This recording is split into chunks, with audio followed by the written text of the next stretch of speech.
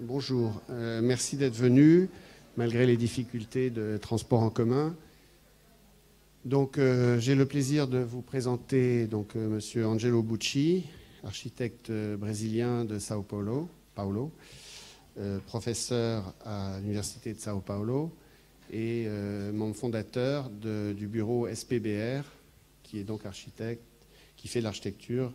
Ce bureau existe depuis 2003. Angelo Buci est donc un architecte représentant de cette école de Sao Paulo.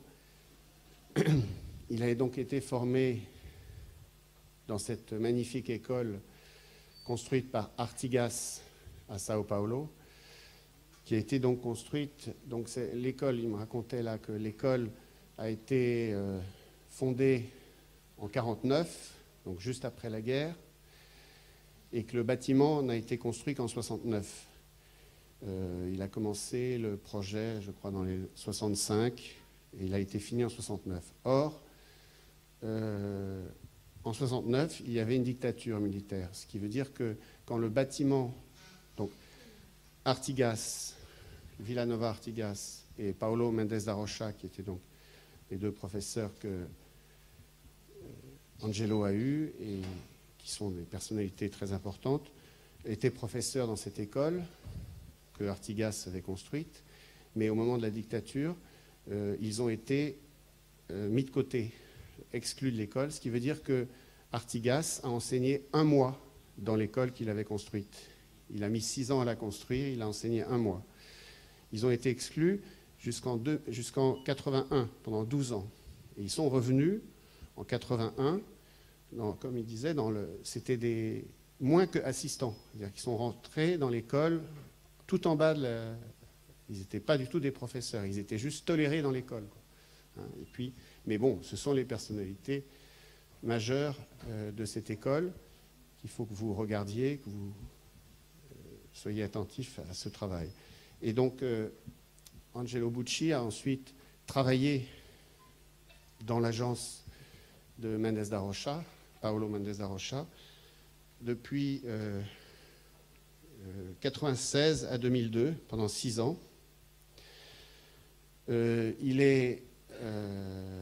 Par ailleurs, il est professeur maintenant donc reconnu, établi dans cette école, l'école de Artigas, où il enseigne. Et donc, comme il me disait, il a eu, et quand il est arrivé comme étudiant, il a été donc diplômé en 87, il a eu simplement, je crois, Artigas est mort 1 an après qu'il soit rentré, donc il l'a eu très peu, mais il dit, comme il a étudié toutes ses études et il y enseigne, il pense que le bâtiment de Artigas n'arrête pas de lui enseigner des choses qu'on va voir dans son travail. Voilà, donc depuis 25 ans, donc ce bureau qu'il a fondé a fait plein de bâtiments, est reconnu par des concours, des titres, des honneurs. Je ne vais pas dire plus que ça. Oui, cette année-là, Angelo enseigne au MIT, à Cambridge, aux États-Unis, grande école donc à Boston.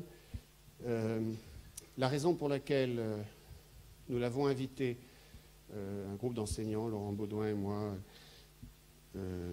c'est que on estime qu'il est très proche des préoccupations que nous avons dans un certain nombre de nos pratiques d'enseignement ici et de réflexion qui mélangent théorie et pratique, principalement autour de la question du rapport espace, structure, tectonique. Et on pense que c'est une des personnalités majeures sur ce travail. Il y a des mémoires qui ont été faits, dont un par Philippe Robart, que je remercie d'avoir fait le lien avec Angelo, sur justement la vérité constructive. Voilà, donc, et puis dernière chose, donc il faut que vous alliez en Amérique du Sud pour voir des choses de Angelo, mais en allant un peu moins loin, vous pouvez aller au Tessin, à Lugano, où il y a un très bel immeuble de logement que Angelo a fait pour des ingénieurs. Les ingénieurs s'appellent Pedrezzini, voilà, qui sont des ingénieurs de Lugano, les ingénieurs de Stefano Moro, entre autres. Et donc, ils ont leur bureau au rez-de-chaussée. C'est un très, très bel immeuble qui est juste presque au bord du lac de Lugano. Voilà, c'est un petit exemple que l'on voit. Et puis là, donc, il y aura, à la Biennale de Venise, il sera exposé, justement, dans un stand pour le Brésil, c'est ça?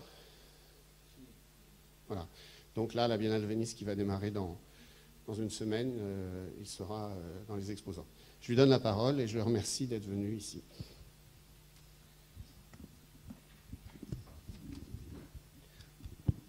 Bonjour. Oui, il va faire la conférence en anglais. Voilà, merci pour... Non, je vous remercie pour la présentation à Cyril. And, well, I'm not able to speak in French. I would like to thank you very much to Philippe. To me, it's very meaningful, you know, that a student that came to Brazil and made the connection to having me here today. So this is really special. Okay. Well, I apologize to not be able to speak in French, but I'd like to ask you if you think that I have to stop, I mean to translate some part, if you think that is important, please, anyone can interrupt, can ask in I will be fine anyway. I don't have to finish anything before I start to ask, no. I brought some stuff to show you. Of course, I would like to introduce myself by showing the city where I came from, is São Paulo. It's not the place that I was born. I was born in a very small village, like 20,000 people, my hometown. And the first time in my life I went to São Paulo, it was to start the architecture school. And this place was very important in my process of education as an architect. I took some time to understand that, but and then of course, I start to realize how much I learned from experience the city and to be immersed in a kind of laboratory for thinking in architecture, no?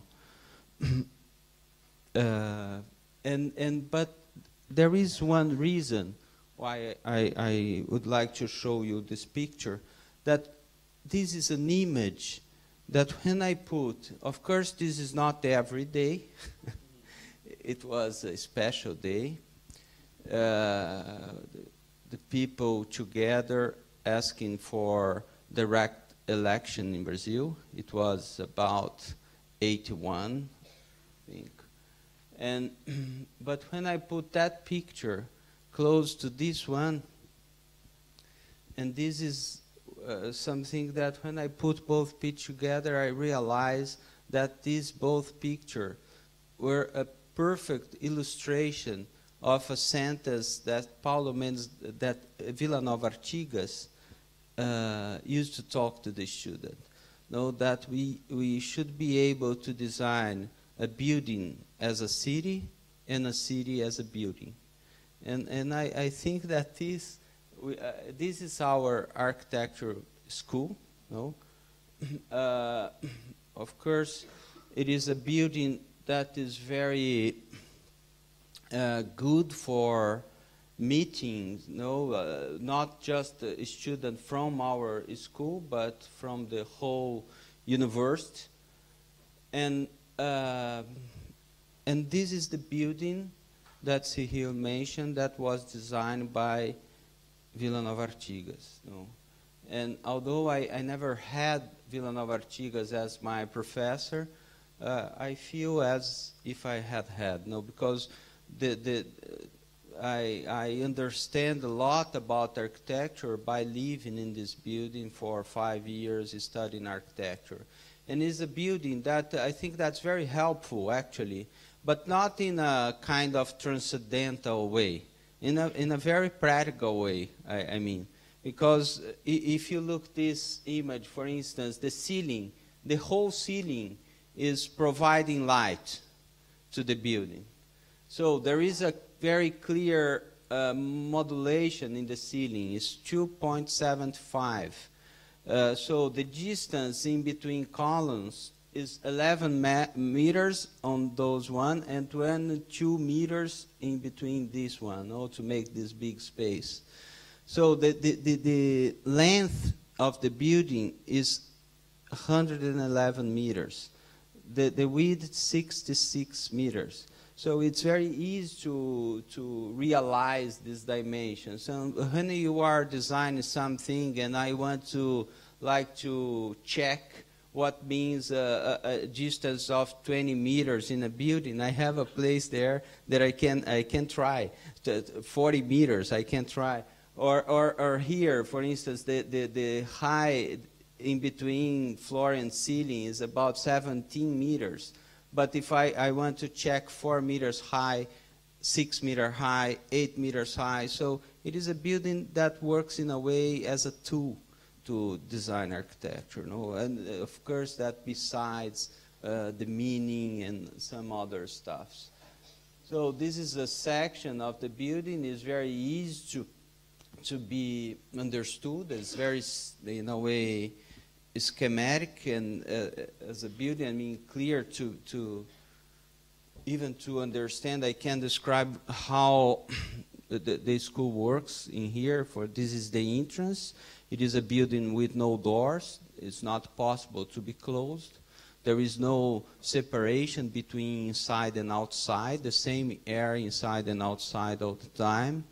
So here is a floor that belongs to the students. So they rent the cafe, they rent the copy machine, the bookstore.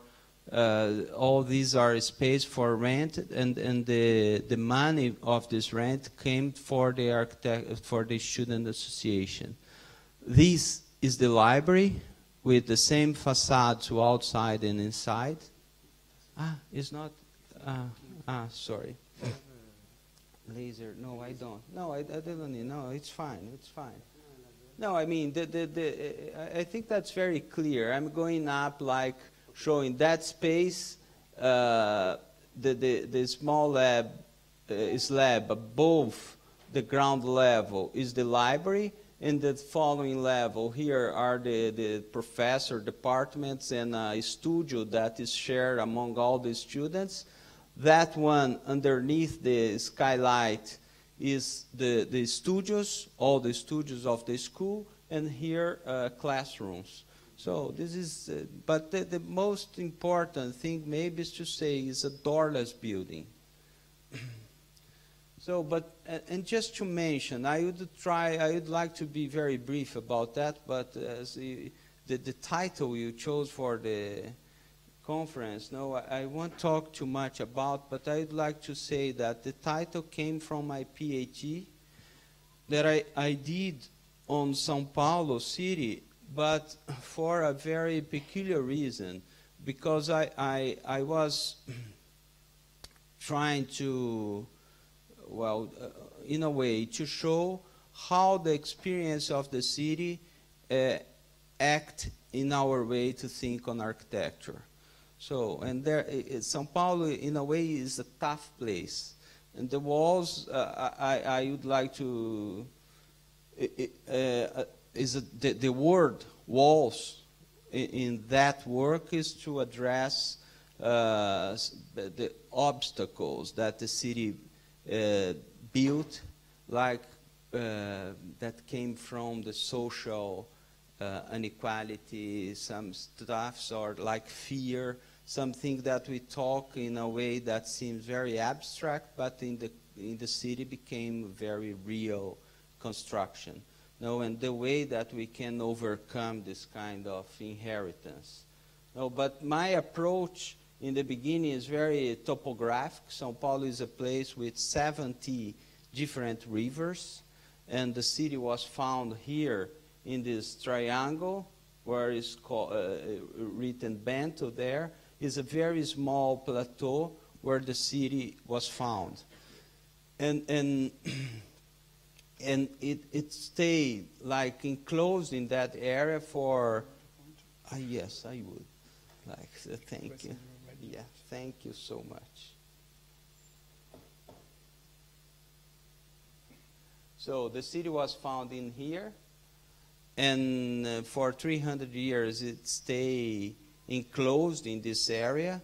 But you see, this is a river, one more river in here that goes this way, 3 more in here, that are joined to make that one.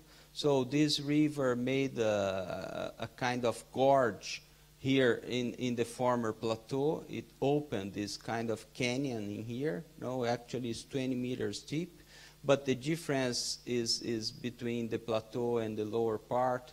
So that is showed in that section. Oh, you see one side and the other here is where the city was found, and the plateau that used to continue to that side was broken by the speedy water of this river here. And so, but just to give you some images of this city, it's a little bit, like this. So to have a feeling about the amount of the buildings, the scale of the city, but this is our place. And one thing, that this is the only drawing basically that I did in my PhD, is a sketch to show some operation that I think that was like suggested by the buildings, but never realized in a very clear way. So this is the former plateau where the city was founded. That is the other plateau, one of the rivers in here, the other one in here. So, but there is the formal city always in the upper part of the city, and the informal city always in the lower part. It's not the situation nowadays, but we inherited this precedent. So it's common to relate the lower part in a very full of prejudice expression that are related with those areas, but that is the situation. And one thing is, this place that used to be called like Belvedere, Belvedere, thank you, I say. It was completely blocked by the buildings. There is no view anymore. But the name of the street is still the same, but the name came from a geographical situation that we lost by building the city. And so one operation, for instance, was to open this view and to recover the condition of a Belvedere. The other operation that I was suggesting is how to transfer from one side to other, because in general, we are going up by using a very steep street, but we never enjoy this vertical percourse by building some public stuff like stacking public part of the city, And one thing, just to explain, I think it's funny but pretty true. If I compare São Paulo and Rio de Janeiro in a social approach, looking in a cross-section, I would say that São Paulo, the formal cities in here, and we are expelled, the poor people down to the river.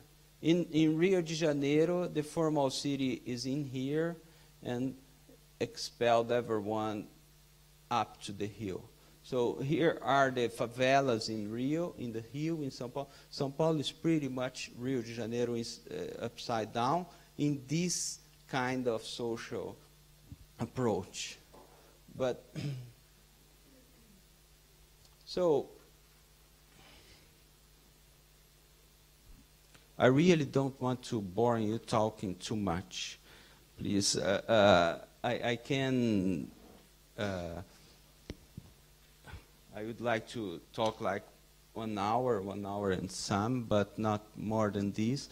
But I'd like to show you some works. Now, this is a house that we did about 16 years ago. That I will show you very briefly, but because I think that it could show how we enchain the reasoning in our work. And this is a house for, I told you, I left my town to study architecture. In the beginning, I had my friends in my hometown, and when I finished the School of Architecture, everything that I had to do used to be at my hometown. My former friends invite me to do some project that was nothing, but to me, I really enjoyed those possibilities. And this was not among the first, but it is a project that I started in '98, and for one of those friends of mine in a city close to my town, but they bought this site that used to have a slope going up to the back, like about 2.5 meters. And when I went to see the site, the former owner of the property had made it completely flat and about 50 centimeters above the street level in here. And I left the site really upset about, because the neighbor here was, there was a construction rear that was about to be ruined for that changing. And I thought that there was no reason to recover the original topography. But I had that amount of soil there that I wouldn't like to take everything out. I wouldn't like to recover the original topography. The site is 30 meters long, 15 meters deep. 50 centimeters of soil means 225 cubic meters of soil. And then we did like 3 boxes, 1, 2, 3, and we fulfilled these 3 boxes with that volume of soil. And we made like 3 big stones, and we placed the house above it to make like a garden here to the living room, a garden here for the patio and the entrance of the house, and a garden more private there to the bedrooms. And the house, of course, is floating above it, but I would like to make the vertical distance as short as possible, to make the whole thing very close. And then this is 15 centimeter thick slab, so it's this thick, the slab. This is 2 meters and 40. This is 1 and 20. So everything is very close, and dimensions that doesn't belong too much to architecture. No, it looks more like. And this is the structure scheme that we did to make this structure possible. To make the vertical distance as short as possible, we suppress the structure in this point, and we place the structure on the top of the roof. So a pair of beams, and then the floor slab is being hanged by those beams. But note, please, that this first beam in here is crossing the void of the patio. There is no load in the whole extension of the beam. Instead, the other one is loaded all the time. So in my first conversation with the structural engineer, he told me that the structure looks fine, but we have a problem about how to control the deformation of the beam in the edge of the cantilever. And then in Brazil, we have to do this kind of water tank in some places, and in general, we place it in here, you know, on the top of the column, to not have a load where we don't need. But he had a problem exactly because he had no load at this point. And then I asked him how much tons you need, how many tons in each position, because we can displace the water tank. I like to say that because it looks like a big effort, but actually it is relieving the structure. That's why when you look this picture, no, the water tank at this position is really relieving. Here is a scheme that was made like some years later by the structural engineer from Lugano. No, we didn't know each other at that point, but to show how the position of the water tank relieved the structure when you compare mostly the deformation, no, that used to be 15, and with the water tank it is reduced to 10, that it puts what is not according to the normative. No, that was the, and some pictures of this house. But I would show this house because I'd like to show this one that we built maybe 10, 11 years later.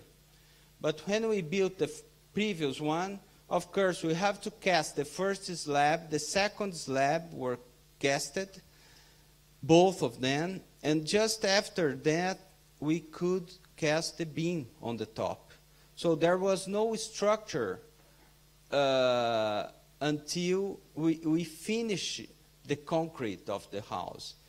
So, and here, we did pretty much the same, but I was very worried about the previous one. But it was so successful and easy to be built that, I mean, we thought that we could propose this in here, no? So it is the same strategy for the structure, but of course that the house, this is much more risky, much more, in a way, radical than the previous one. And risk is a point because at that point, for a house like this, it was not mandatory to make insurance for construction. No, we are not contractor. I mean, I don't build it, we just design.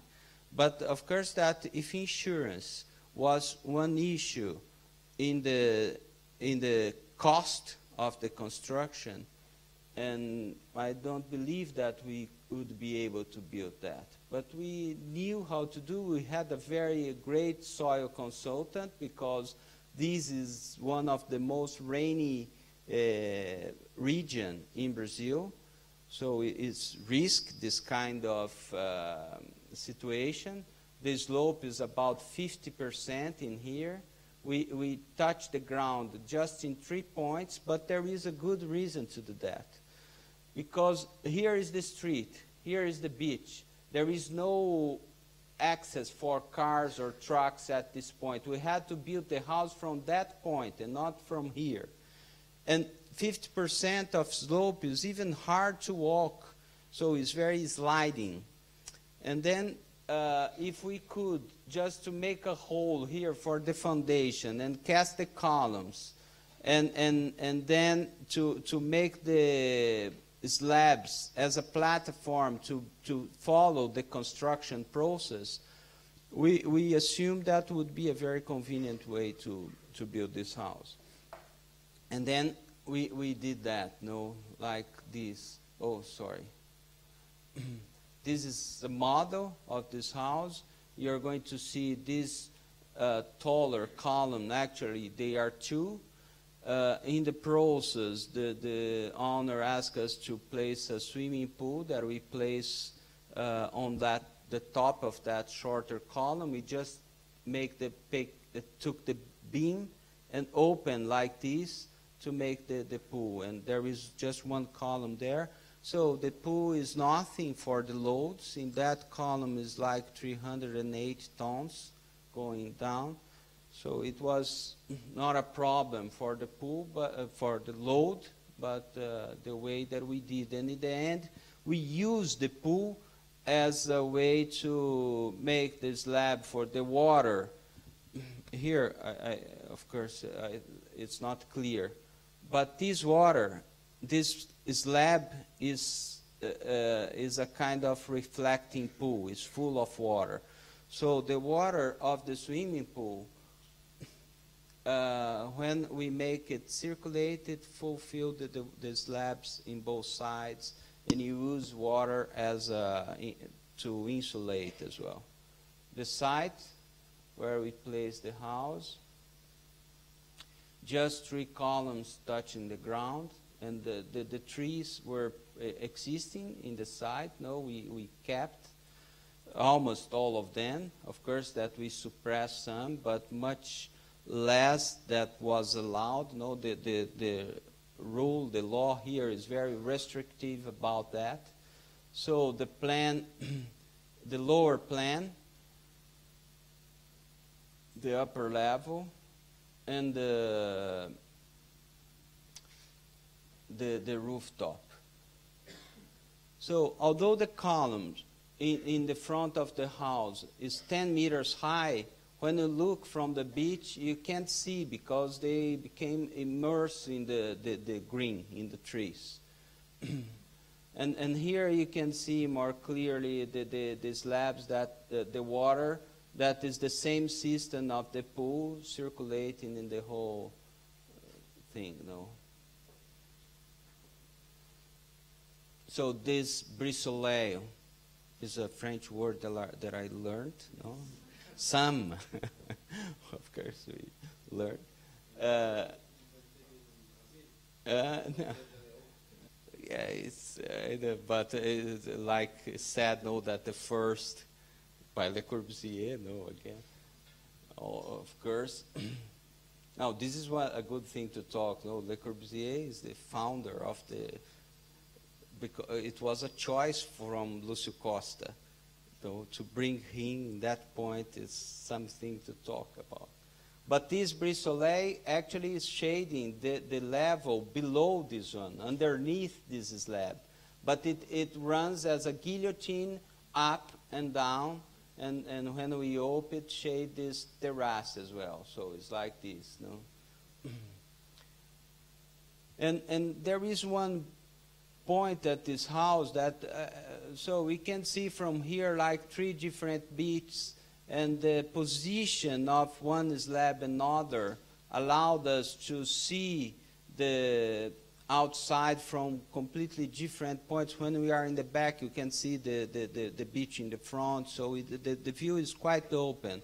And there is a strategy, you know, because when we finish the structure, we have to take out the scaffold, you know, to support the construction as soon as possible, because this is rented and it's quite expensive. So we have to be fast to make the structure, and when we finish, you return the scaffold as soon as possible.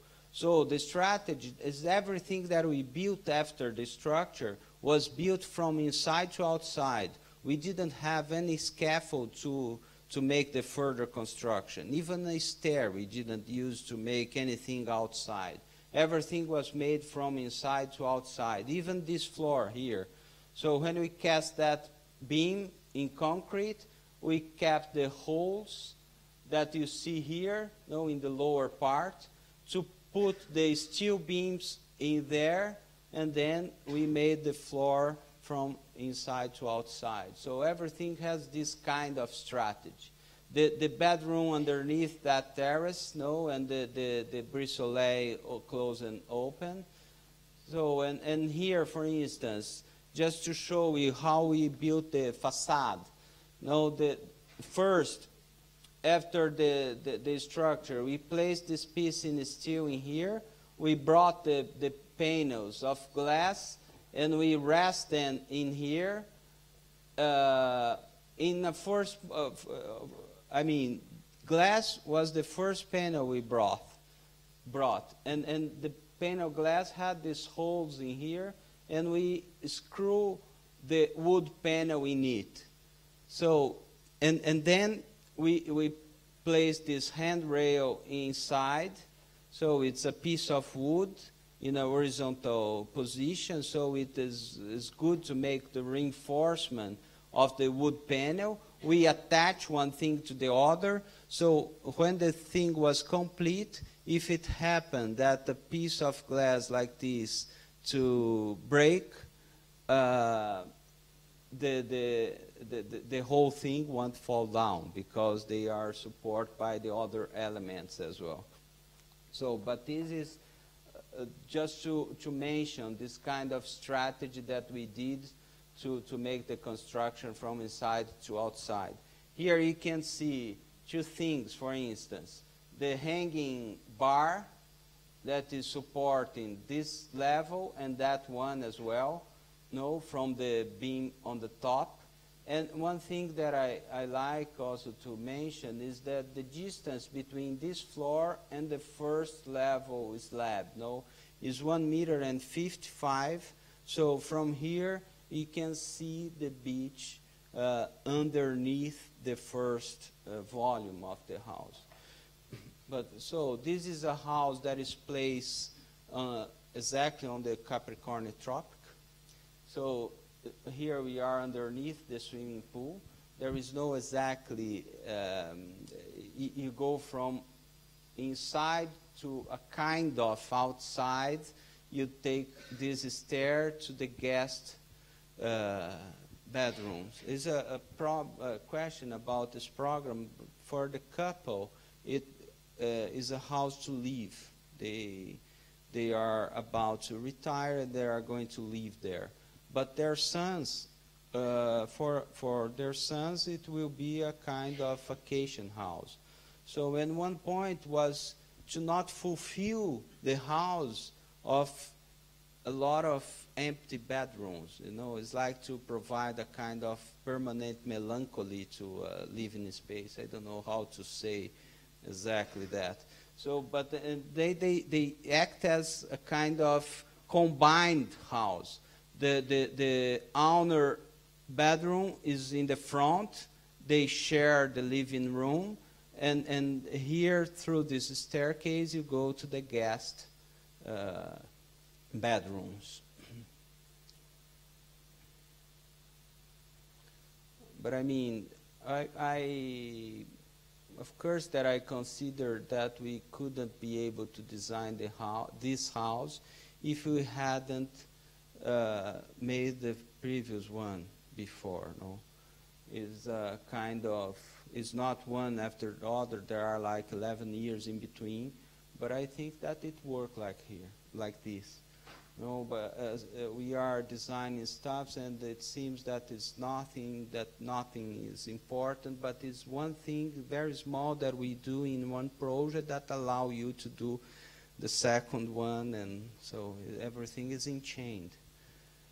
And this is a kind of theoretical project that I'd like to, this is the project that I was invited to show in Venice. When Aravena invited us, he asked me to show this project. But this project is a project that we designed for an art exhibition in 2013. So this is a park in São Paulo, designed by the paisagista, the landscape designer Burle Marx. The buildings were designed by Oscar Niemeyer, as you can see, in this.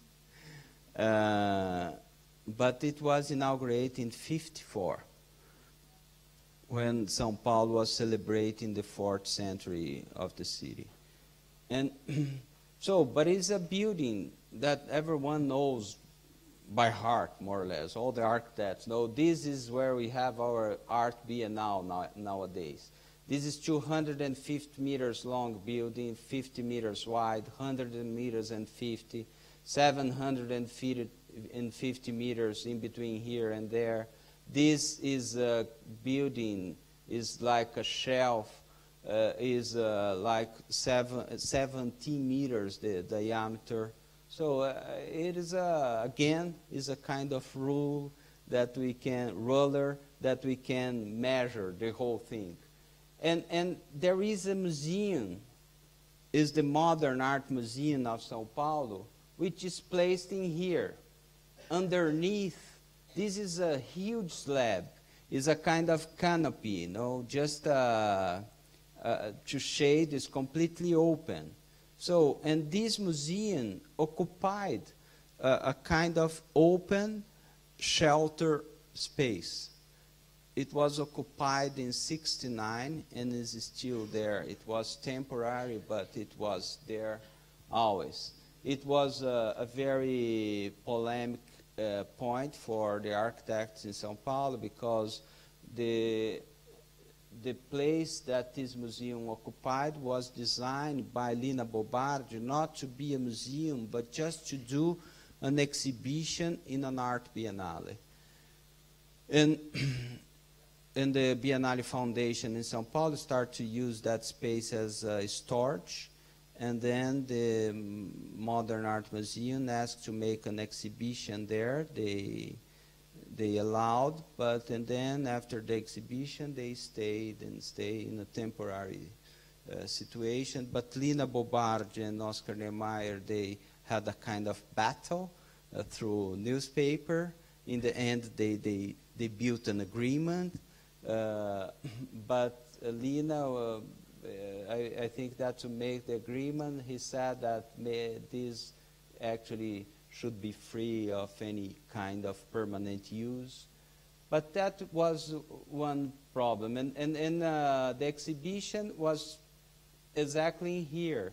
And the curator, besides the artist she invited, Lisette Lanhados, the curator, she invited also like 6 architects, and she brought us a question: how should be the new Modern Art Museum in São Paulo? Should it stay inside the Ibirapuera Park, or should it go back to the center of the city or to another place where it had been found? And we did this first assumption. Now, talking about the space, so if we frame the whole architectural ensemble by Oscar Niemeyer in here, now if we frame it with a square, this square would be at the same time inside and outside the park. So it's something that we could, like in this, no? So each bar is 750 meters long. The whole perimeter is 3 kilometers. The area of this whole thing is 25,000 square meters. So it's a little bit less than this museum here, which has like 35,000 square meters. And so this is completely outside of the park. It crosses this avenue that comes from one airport to downtown. So hundreds of thousands of people cross underneath here every day. We could have an address here to place inside this bar like apartments for guest artists. Here would be the main entrance to the museum. We could open from the park in a lot of positions to bring up sculpture stuff. So we could link the new museum with the auditorium in here, or we could use the rooftop of this building as a kind of terrace to the museum. So we could associate both things in several different ways, no? So we placed very carefully this square on the topography. I mean, we could place the building without remove one single tree or any street, any way, any path. And we made this kind of collage to show how it would work. No, look, and it is, of course, that we did as a theoretical project, and it is this, but I think that is pretty reasonable in a way. Look, the column is made in concrete, is 3 meters of diameter. It holds the egress staircase inside. Each column, one column is 75 meters, so the distance is perfect for the egress staircase. The fire escape, no, I mean. From one column to other, a truss that will be placed on the facade, a steel truss, and to face the span. And we could build, so 11 columns in each bar. I would say 44 columns in total. I could put 44 teams working at the same time. I could manufacture the trusses, steel trusses, in the whole country. So this is a building that is possible to be built in like 6 months. So it's very easy, very cheap. It's a public area. And one point to me is, no, of course, that I feel, and I feel, of course, very grateful, but I mean, to study at that building by Vila Nova Artigas, to have been working with Paulo Mendes da Rocha for 6 years, to know some buildings of Oscar Niemeyer. So this is my background. And I think that's a very rich background. But there is one issue for an architect, is what we inherit, no, and what we are going to leave. So there is a kind of battle in between inheritance and legacy. I mean, how much what you inherit work as a tool, as a weapon, and how much it paralyzes us. So this is one point that is very interesting. And to me, in my point of view, of course, but I tend to see this proposal as a very eloquent expression of my admiration for this work by Oscar Niemeyer and Burle Marx. But at the same time, I think that we could prepare the city, the site, and to transform the inheritance to a different thing, to leave some richer legacy to the future. No? This is one point about this proposal. And we made this like is very brief, but of course we thought about the way we could build and this stuff. No, when we have the trees, for instance, in here, this is an image just to demonstrate that we are totally free to open space and to allow the trees to cross inside the building, no, with no problems.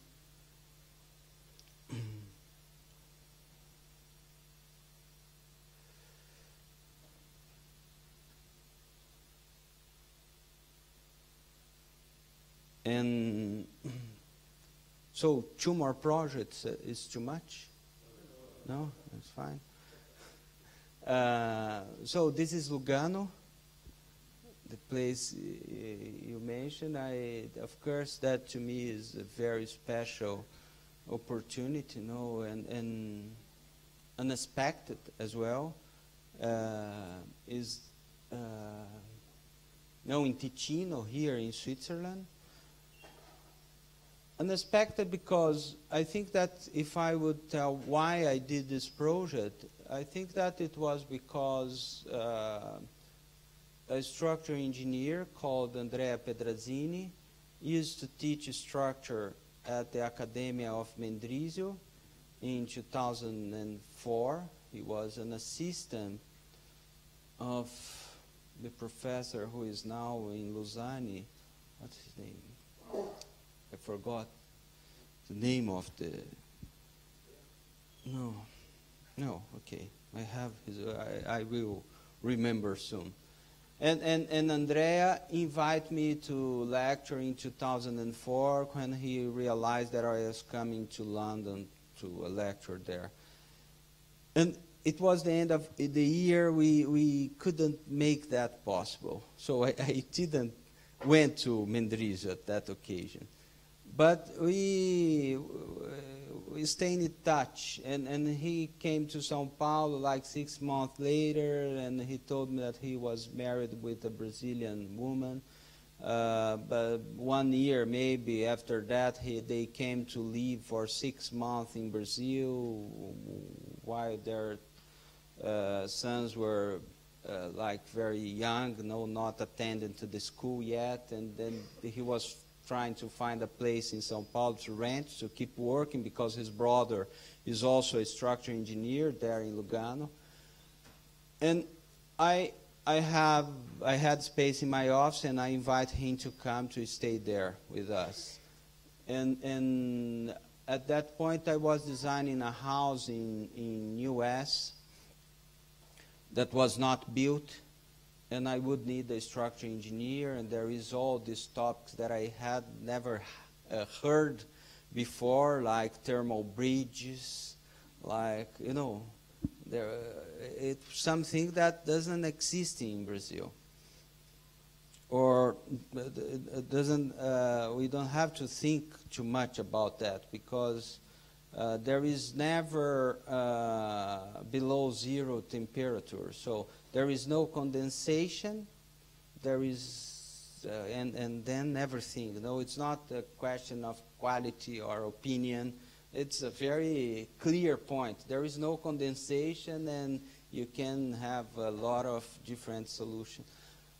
And I asked Andrea to help me with that house, and I was sure that I was going to do the structure with him, and we did, but I learned a lot about this kind of issues on that house. And after we did some competitions together, and in 2008, he invited me to make a proposal for this house. That's why I became good friends of Stefano Moore, but a lot of, Guidotti, and a guy that was really important in this process, that is Nicola Baserga and Christian Mosetti. 2 architects from Ticino that were so helpful in this process, because like our partners in there, but much more than partners, and very generous, to me, really moving, because Nicola Baserga, besides a great friend of Andrea Pedrazzini, they had designed a project before. And it's interesting, because both of them thought that they could try a different stuff. And they agreed among them before Andrea called me and asked me to make a proposal, a designing proposal. And I did, and Nicola, with Andrea, decided to invite me after that. So, but I didn't know that Nicola had designed a project before, so it's really touching when you know how things work sometimes. No, but that is the position of the building. Of course, no, but to say Switzerland, no, it's a hill, a lake, you know how it is. But it is exactly on the bottom of the hill that's called Bré. The street is the street defined by the bottom of the hill. And the site is this irregular polygon, no? And with 2 streets, one in the right and the other in the left side of this figure. And the inner polygon show the area where was suitable to be built. Not the whole area, of course, but inside that area. almost the whole thing, but we had to respect the limit of construction, so we couldn't occupy the whole thing. And we made a very clear structural assumption, no? That was to place two walls perpendicular to each other. Each wall actually is a T to have a structure in itself, but both things make the structure for the building. It's not the only columns, but we have those dots. I cannot call a column as a dot, but no, here is this and this, this and this, and an odd one in there. So, but this is very clear geometry, no? In the same line, the same line, the same line. So, and then there is this, the contour of the building we did. But, and we designed the building in a way, of course, the structure is everything in concrete, but concrete here is not making the facade. The facade is very light, is a panel of wood and a glass, wood and nothing, or glass and wood. But there is one thing that in this project, but in several other projects, no, is try to prevent to do a box, no, due to the heaviness of a box, and then to use panels that one side you see by the glass how light it is. So it is. It was how, and this is a plan for one single apartment in this whole slab. No, here is the children bedrooms, the bedrooms in there, and bedroom in there, a living room, and one more, but more for the children's. And just one thing that I would like to highlight is, oh, it's not this. I don't know if I know how to leave this. No, I just to say, it is not a simplification of the drawing.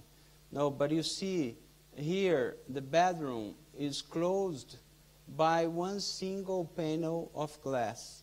No, it's a white glass, translucent, not, but, and so it's very, in a way, austere, the way we built this. And this is another plan where one slab is sharing between two different apartments. So it's pretty much the same thing, but one is one and the other is two apartments. We have three slabs with one kind and three other floors with the other kind.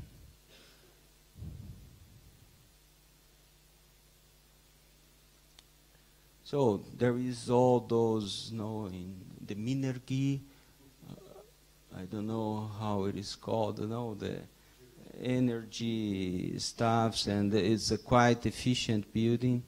This model, I like to show, just to say one thing that to me is amazing, but the guy who made this model is 8 years old now. He made this model like 3 years ago. And he is the same guy who made models for Brazilian competition in 58 or 59. So and working as a model maker nowadays is amazing. Mr. Trivinho. So some images of the building built. The building was inaugurated in 2013. And to me, it is very nice to show this project to my peers in Brazil, no? Because we are always talking a lot, now, like in any place among us, and they were very worried, no, about, no, but Switzerland, no, there is this myth that Brazil is very free, that we can do anything we want, no earthquake, no thermal bridges, no rules for anything. But it's not exactly true. It's not true.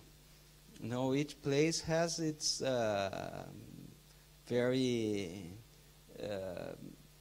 challenging stuffs that belong to the context. A lot of things that seems freedom from an European approach, I think, for us is just precarious. Know what I mean? Or it's funny because we are always preventing to look the other context. If I show a project maybe in Brazil for an European architect, and then it's common to listen, but with that climate, you can do everything you want. And when I show a project for a French, a Swiss architect, let's say, it's common to listen in Brazil, but with all that budget, with all that money, it's easy to do what you want to do. So, but there are, and I to me, it's very funny because they are worried about all the rules in Switzerland, but now I show the project and I can show them everything that I could do in Switzerland that are not allowed in Brazil. And so it's funny because in Brazil I couldn't do the wood panel like this in a facade of a vertical building. It's not allowed. Even it is not allowed to make the glass from the floor to the ceiling, the whole thing. We have to have a barrier from one floor to other, 1.20 meters. It's a kind of, doesn't matter how high is your building. So I couldn't do in Brazil an outside staircase. A grass staircase has to be protected in a 6-story building like this. I couldn't do one single elevator as we have here. And I couldn't do also the shared rooftop as we did here. But one thing that to me was remarkable is that when the building was inaugurated and they prepare, it was a big part, like 300 people in the building, was very special. But and at that point, a lot of Ticinese architects were my friends, but I heard a lot about the ground level that we made completely open, the passage between one street and another. And the Ticinese architect, they used to say, but just a Brazilian could come here and to make this completely open. And I understand, because I think that in Brazil, the pilotis, another French word that I learned, was developed in a very peculiar way, due to the climatic condition, but maybe also due to the garden landscape designers. But I wouldn't be able to do a building like this open in ground level in São Paulo anymore. Not because of the repertoire in architecture, but due to other issues. And then this made me very happy, to consider that maybe the best thing about to work together is that we can make possible what wouldn't be possible in one place or other, because it just came as a possibility to do the combination of these two different contexts. So this, I think that's very special, It's like to make something that is, I really believe, is the opposite of the globalized architecture. I don't think that a building like this is like a global architecture. It's the opposite.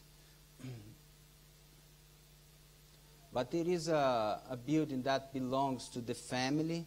The contractor was Luigi, who is the father of Andrea. But there are some stuffs that I really like. For instance, let me show just one small detail. This bench, for instance, it is resting in one single steel bar that is 5 centimeters of diameter. So, of course, it is flexible. Oh, again. Sorry. No.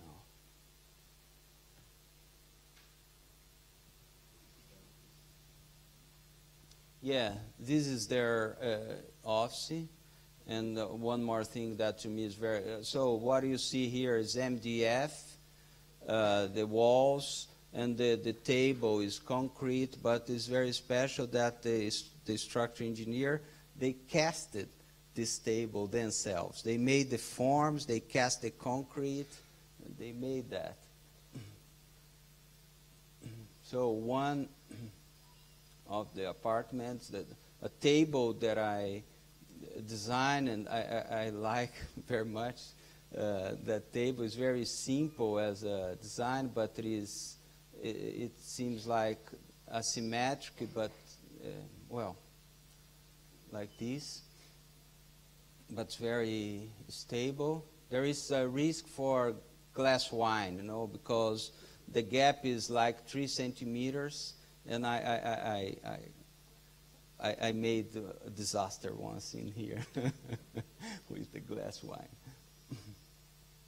So this is the wall for the bathroom, one of them, the children's bedroom. So all this furniture we design as well, no? And a last project, if you have time. Yes. This is the one that Felipe visited in São Paulo, no? Because it's very close to my office. Actually, no, I start to show you a project that in my hometown were very close. It was, I think that I spent like 15 years just working in my place, basically, no, very small houses. And until to be able to do something in São Paulo, it took really long. And this is the opposite, because it's quite close to my office. No, it is a place, so here is the Jockey Club, one of the rivers, an avenue that is very crowded. And so this place, which I like also, is the aerial route to the airport. You know, airplanes cross exactly above our site, 800 meters high. The edge of the arrow is our office, and here the beginning is the site. So it's 10 minutes walking.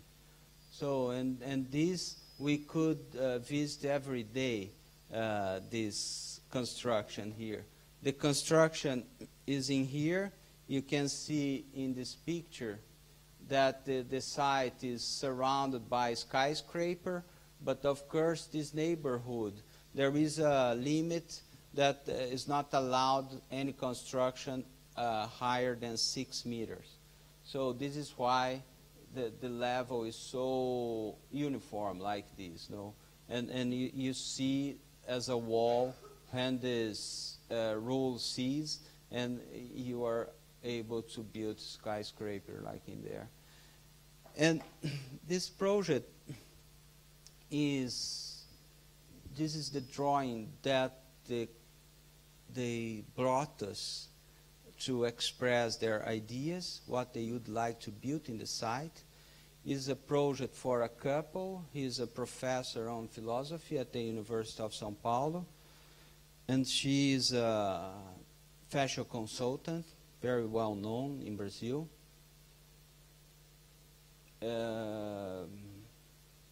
And they are maybe between 60 and 70 years old.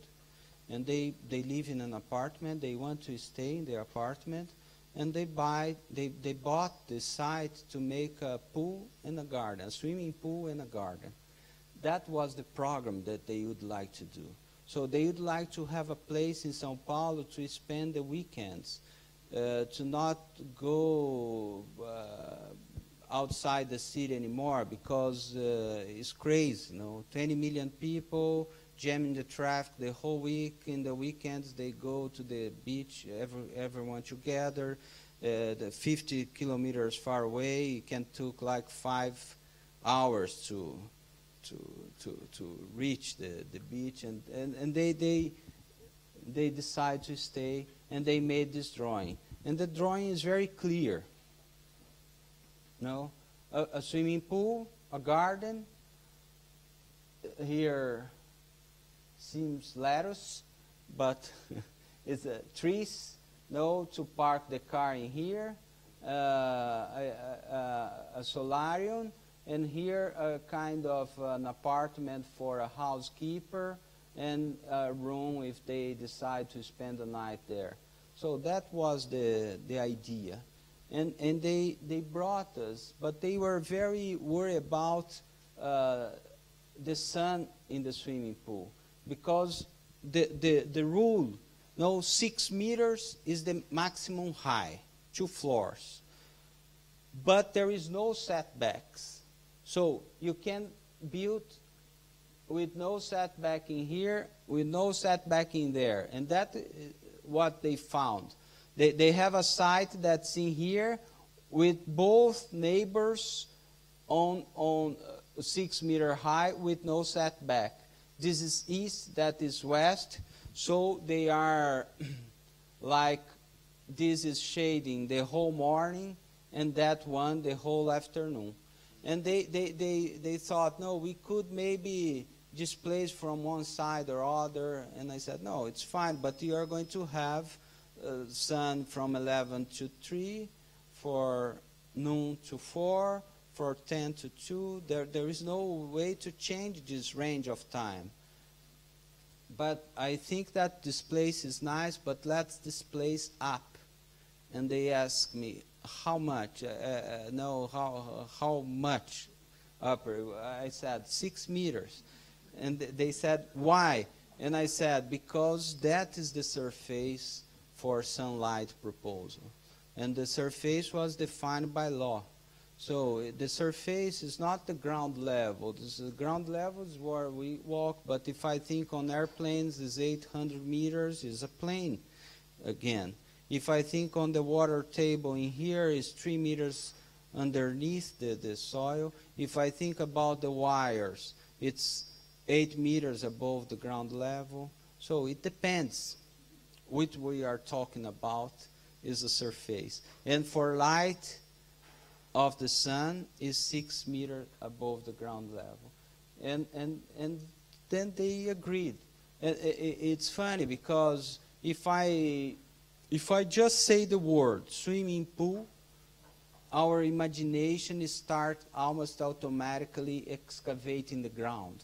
Like a lake, it's like a volume of water on the ground.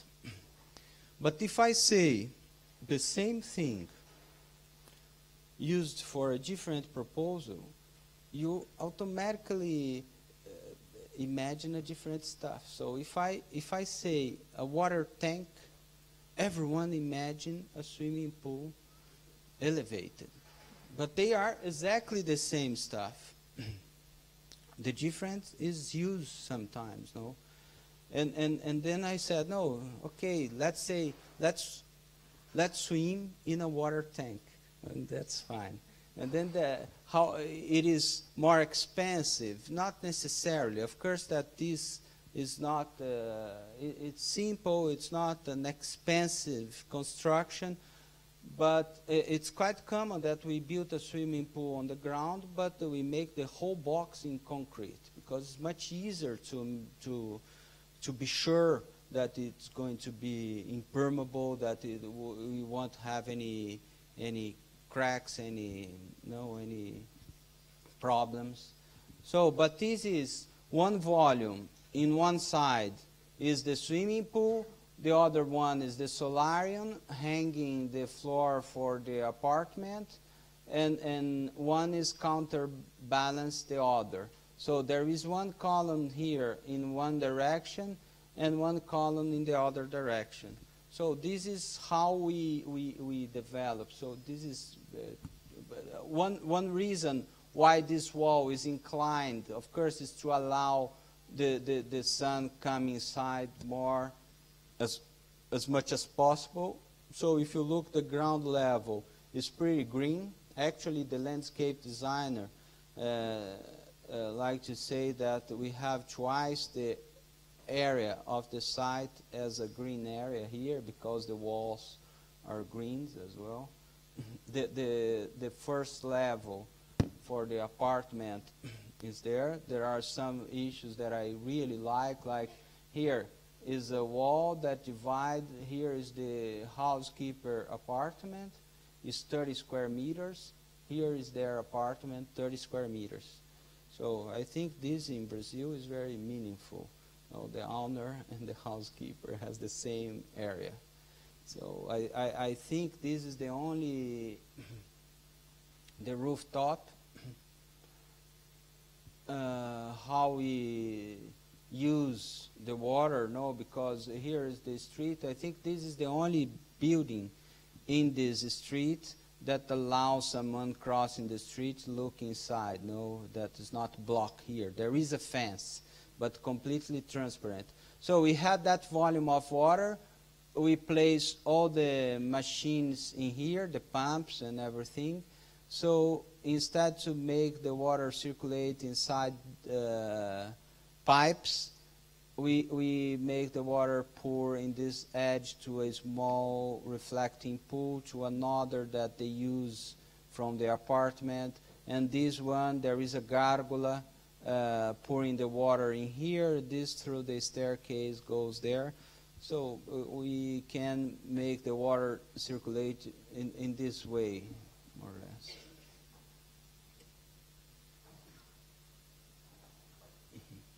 These images were shot as usually, like 1 month after it was read, no, but the garden nowadays is completely different. The walls are fully green.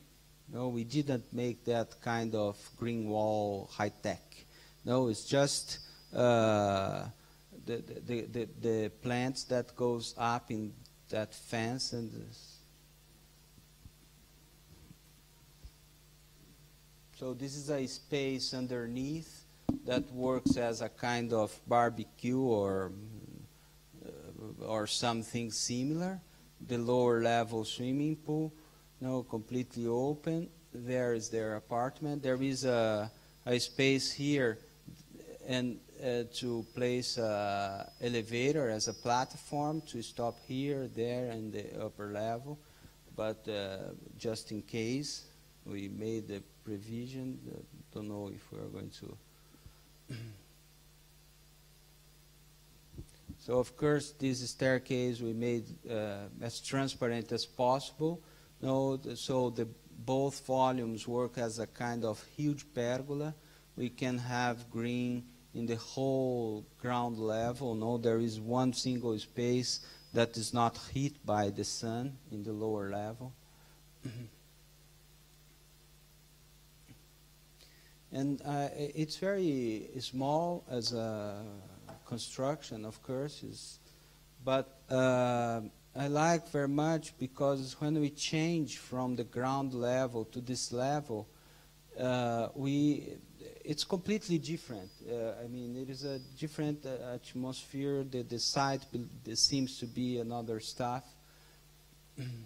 And I think that here, okay, a little bit of the structure, some kind of freedom, no, that we can explore in Brazil. Like this is just a temperate glass with no frame, anything. even the way it runs. No, we place the wheel here on the thickness of the slab, and there is just a U profile there, and it's the glass work itself.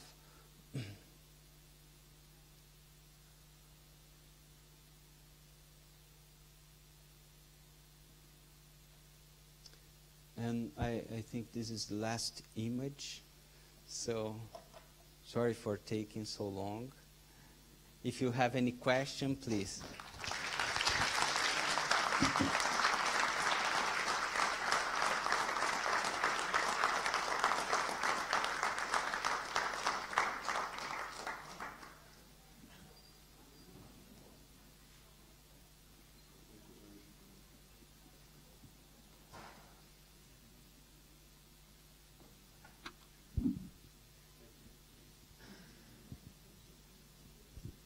Thank you very much, Angelo. Alors, est-ce qu'il y a des questions?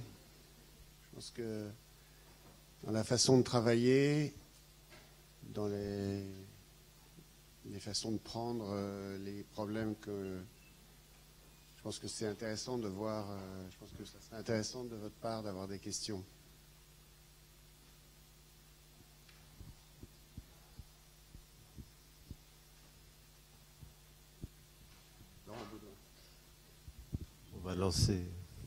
Well, I would like to know what kind of relationship you have with your structural engineer.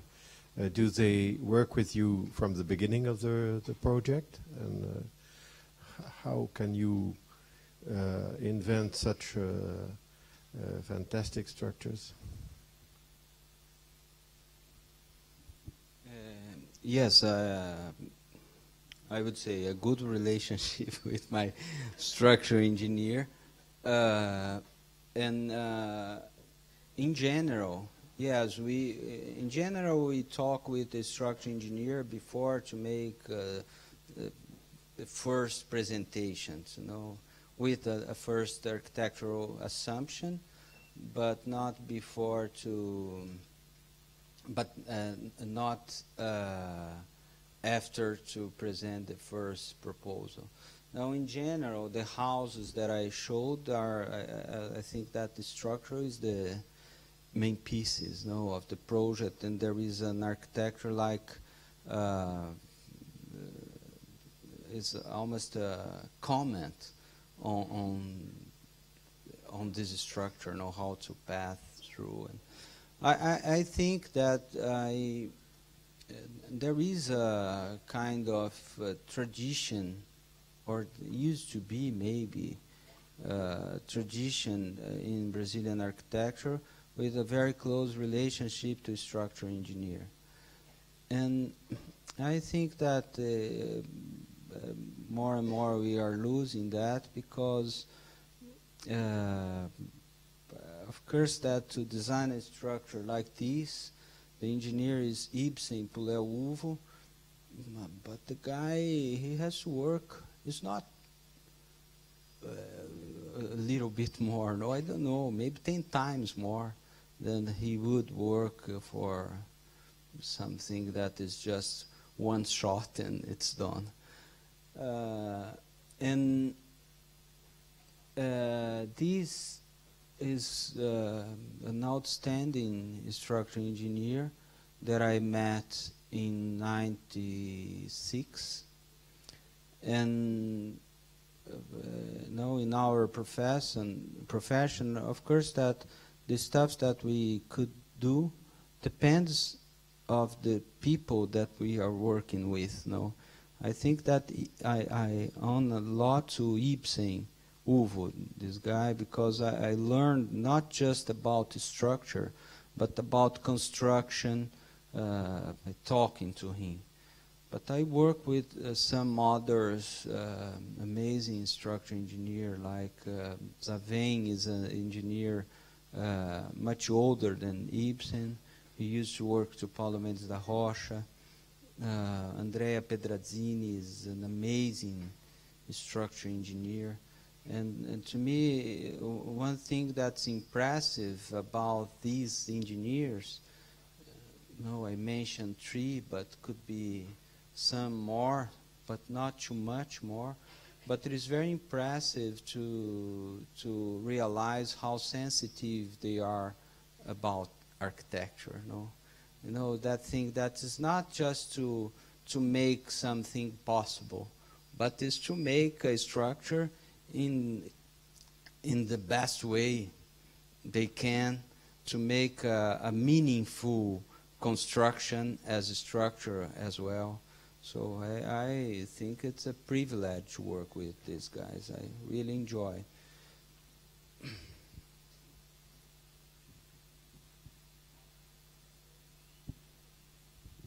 This one.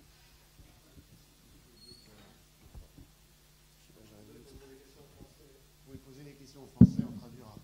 Ah, ça y est, ça marche. Ça marche. It works. Si Vous pouvez poser les questions. En français, va bien.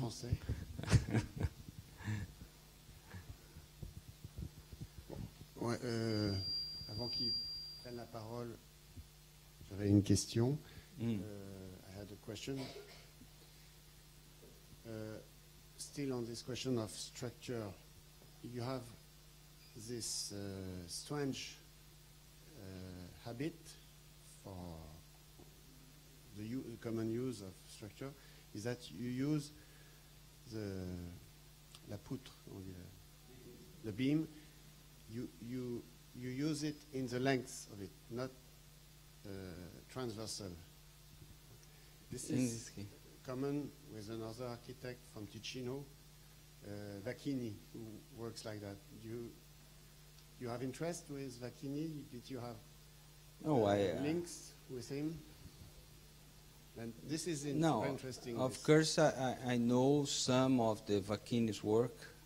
I went to visit a couple of his staffs there, but I never related in this sense with his work. No, but I have to have a look. Of course. No, when we think on the structure and the economy is an issue crucial, but in general, the structure, when we make it the transversal one, is like tend to make sense. No, but in this project, for instance, the question was that I had as a kind of previous assumption was the direction of the swimming pool. Otherwise, we couldn't have a swimming pool with this length. It's a length that is precise to, when you make 3 pools, you make 50 meters. So the pool is 60, 80 something. And so this was in their previous drawing, and the pool is the structure. But but there is also some points when the structure you want to give an expression to the structure, or you want to make it visible. And so this is our. And I think that in some houses or some works, no, what we built is like a fragment of other idea of building, and then doesn't matter too much this order. But I heard this from Charles Correa, from a work by him. No, he made a roof, a glass roof in a building that he built in Cambridge, and he placed the beams in the length, not in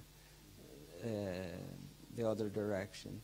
And his argument was that in the other way, the structure couldn't be understood. You know, this. I mean, I like to think the economy of the elements. No, to me, make this with 2 columns. I call those 2 as one, no, as a pair. and the other one is here that we see in the beginning of. But I also like to think that they brought the owner, they brought the idea of the project in a way. Of course, I built exactly their sketch, but of course that is not the same thing. No, but the scheme was in there, but I did that because I really like the scheme, and I think that is very.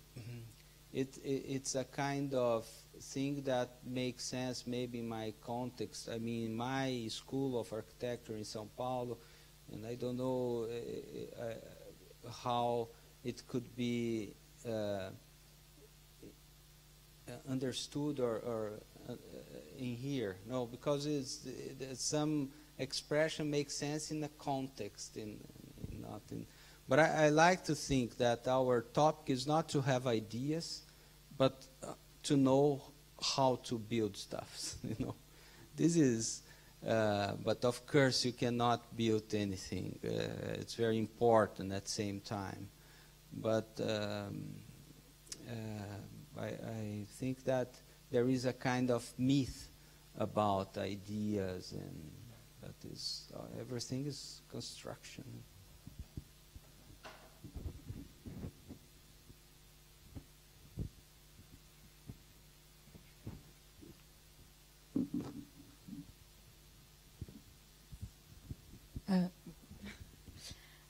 I have a question about your design project in the park Ibirapuera in Sao Paulo. Does your project is a kind of response to the monumentality of Oscar Niemeyer's project? Were you inspired by this project and you wanted to like frame it in order to enlighten it, or what was actually your real intentions to do this? Maybe you said it and I did not understand it. And in general, are you inspired by the work of the structure of Oscar Niemeyer's, like the play with gravity, and because you play with gravity in your project, are you inspired by Oscar Niemeyer's work? Yes, I really like Oscar Niemeyer's work, but you know, to say Oscar Niemeyer's work is it starting 32 maybe up to 2012, I think. So it is. It's crazy. I mean the length he could keep himself working. So, but I like very much, and the major part of the stuffs. No, Oscar Niemeyer maybe is the best example to exemplify the relationship with the structural engineer. No, there is a guy called Joaquim Cardoso, who was the structural engineer who made the buildings in Brasilia, the most well-known. No, so just to say how I like Niemeyer and to make a parenthesis on it. So, and I will be back to Joaquim Cardoso. So, can you, to me is amazing, no, one thing, no, that so if I ask among us, I mean, among architects, can you come here and design a building that I can easily recognize? It's not something simple.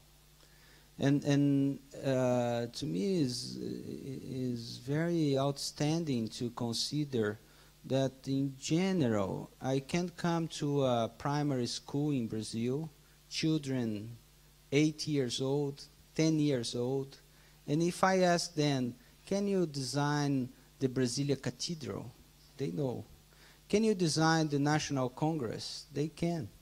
Can you design the house of our president? They know how to do.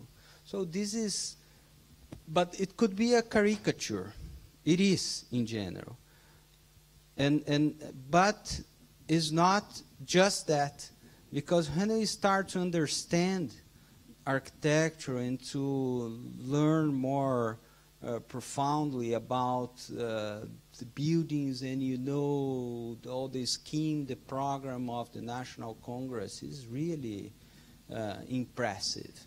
So there is one moment, I think, in his work, and he was able to put both things together, a scheme that's very easy to be recognized, that was spread. There are thousands and thousands of houses in Brazil that has the facade as the Itamaraty Palace, where not the Itamaraty, the Alvorada Palace is the presidential palace.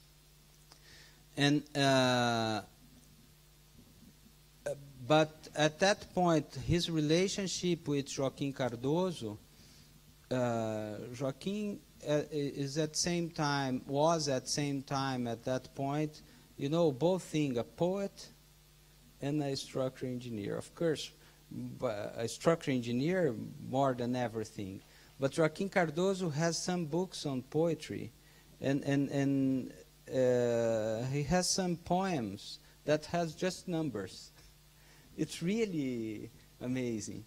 And he was a guy, I show a building at Ibirapuera Park that there is that cupola, how to say, the dome.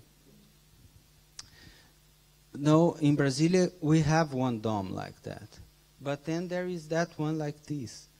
And this is really something to be designed as a structure. It's not easy.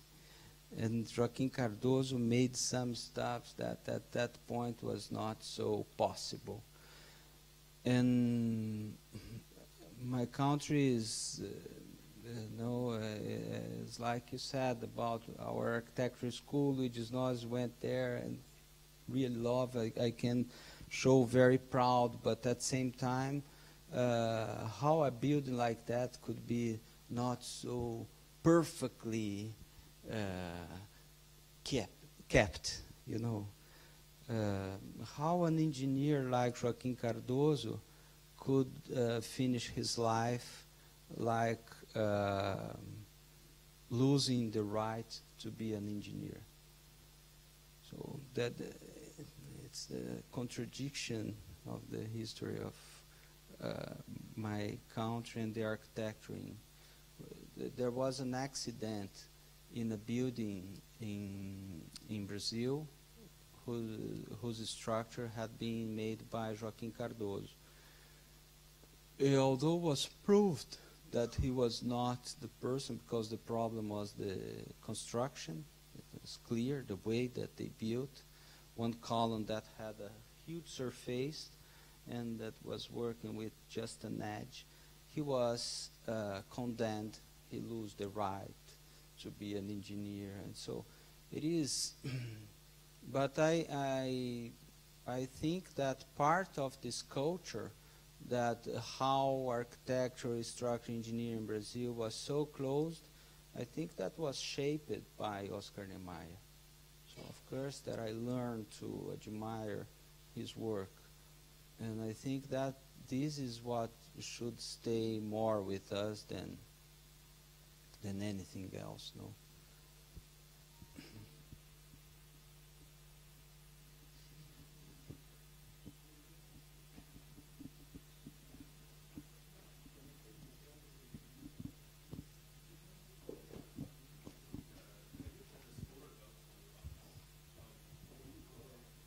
Yeah, sure.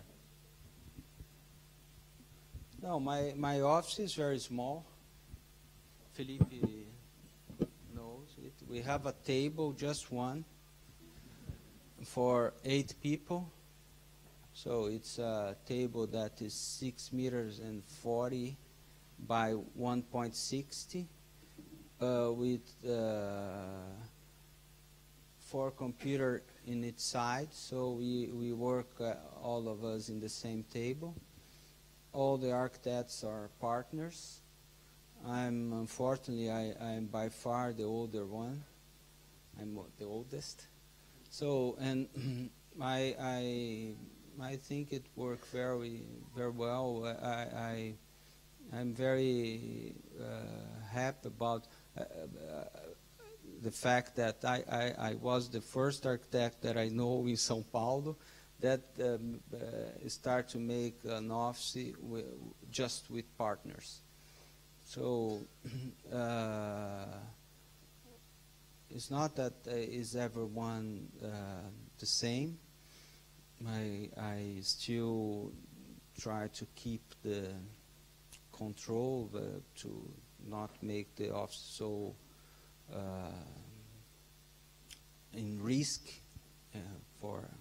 because it's up and down all the time. But I think it works very well. No, I mean the idea is to build a kind of shared culture in an office that everyone knows everything. So there is just a room, everything is open. The way that we manage the project is well with no secrets. So now Vitor is a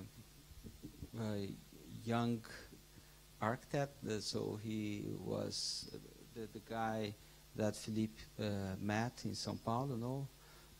It was Victor, is it? So Vitor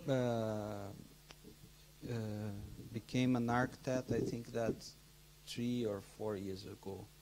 So there is a guy, Ciro, who stayed with me for 10 years, but then I came to teach in Zurich, and he was tired, I think, about working in an architectural office, you know, that is. And I could bring or invite some assistant, and I asked him. He was excited about coming, so he came, and he stayed. Now he works there at the Terra with Marc Angelil.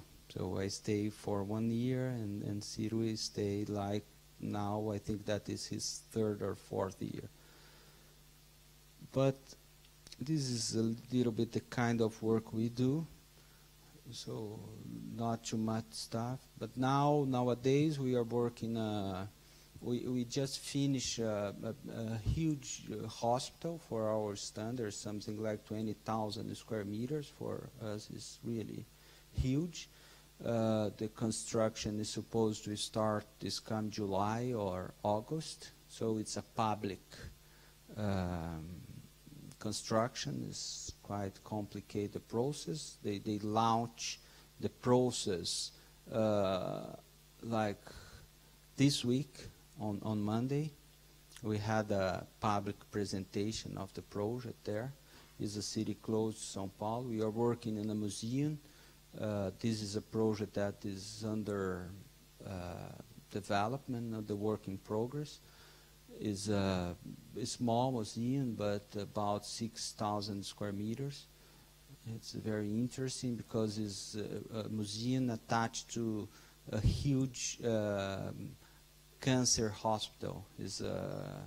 And is very related to the children cancer hospital. So it's something to promote the knowledge of cancer, how it works. There is a kind of international movement to transform children in a kind of agent for prevention. I think that it works very well. It's not as a clinic, but to know about. But this is our arrangement is partnership. And the size is like this. No? Of course, to do a project like the hospital, we had a team like working directly with us that was about 45 people, but not in my office. 45, not a structural engineer, mechanical, just architects in a way, you know, just consultants and this kind of. So we can manage sometimes a team like this. But well, I think that here is pretty similar in general. No, it's not like in US when an architecture office is a huge company with the structural engineer inside. We don't have this kind of, this model in Brazil. Yes.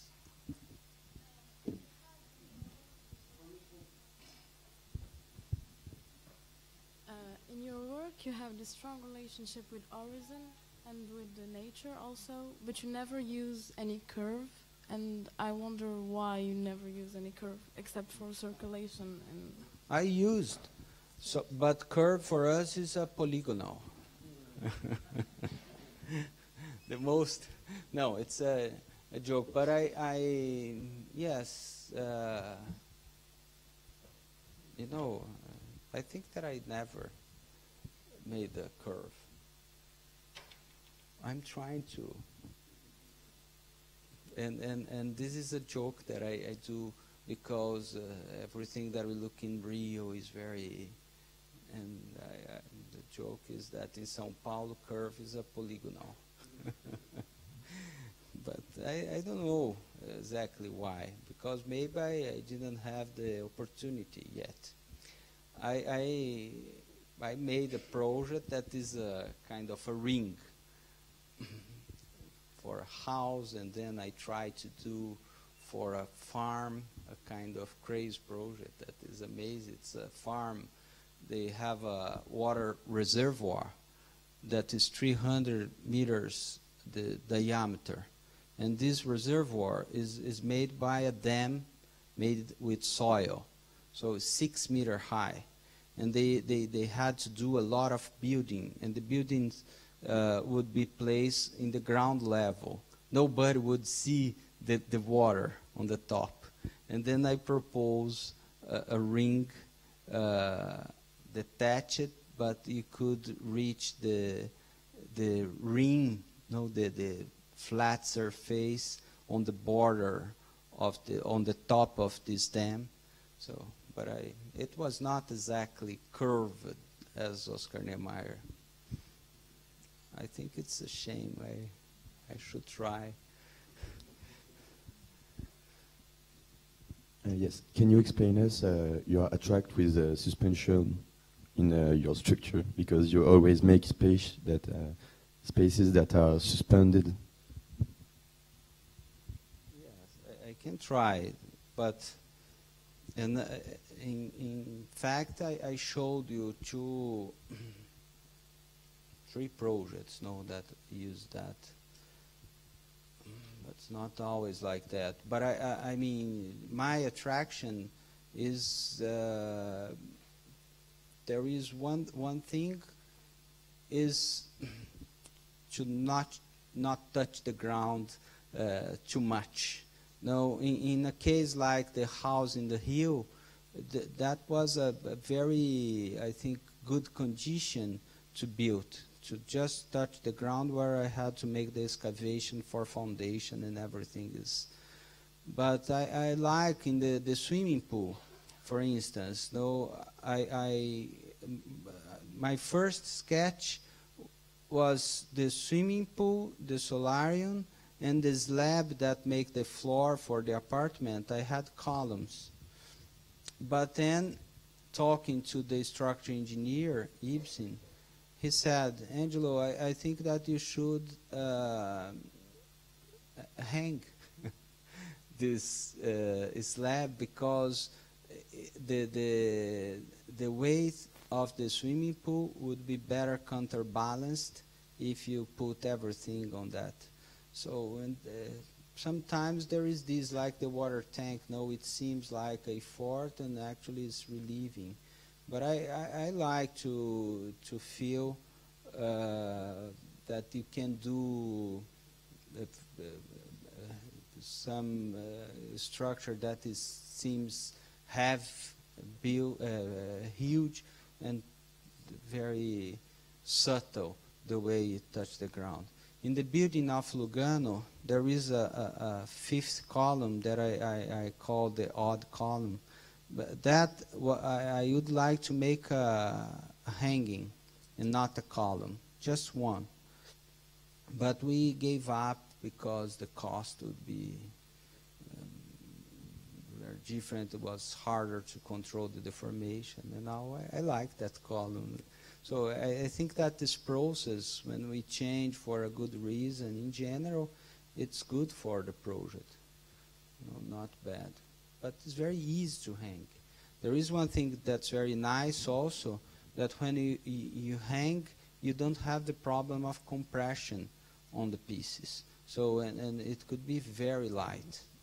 So if you solve the problem of the whole building, I mean the horizontal forces, with some pieces, and you hang the others, is nothing. Sometimes I feel almost scaring about the lightness of the pieces. Once I did a house, and the structural engineer asked me to do a bar that was 3.5 centimeters thick to hang a slab. And I asked him to make at least 5 centimeters, because it's not that I was not trusting. I was worried about then a guy come to make a frame for the window, and he took that as nothing. So this kind of accident. So I think that we had to communicate it more or less. No.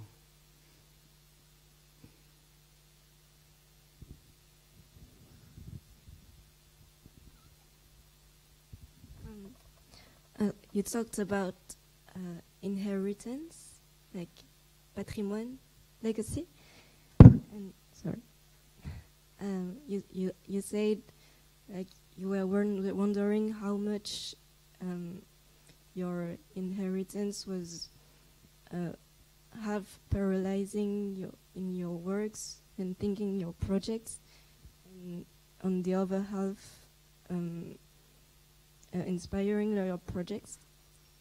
How did you come to wonder these questions? Do you have example in your actual projects? No, I think I brought this issue talking about that project for the new museum in São Paulo. No, it's not a real project. Although I always consider that it could be. But that is a way, to answer about this, or to explain. I feel very respectful, and I really like and enjoy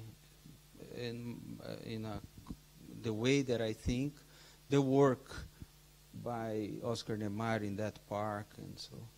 And there is this issue, how you can add something in there.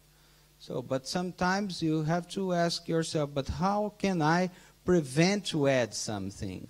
If you are requested to consider. And I think that is, it's a very common topic. And in general, when you don't, your background is not so rich, you can feel like more free to do what you want to do. So if you are the son of the son of the son of the best architect, it's very hard to act as an architect. And if you are nothing, no one, you feel more free. But it's not an advantage to not have a rich background, and it is not a disadvantage to be the son of the son of the son. But it could be hard.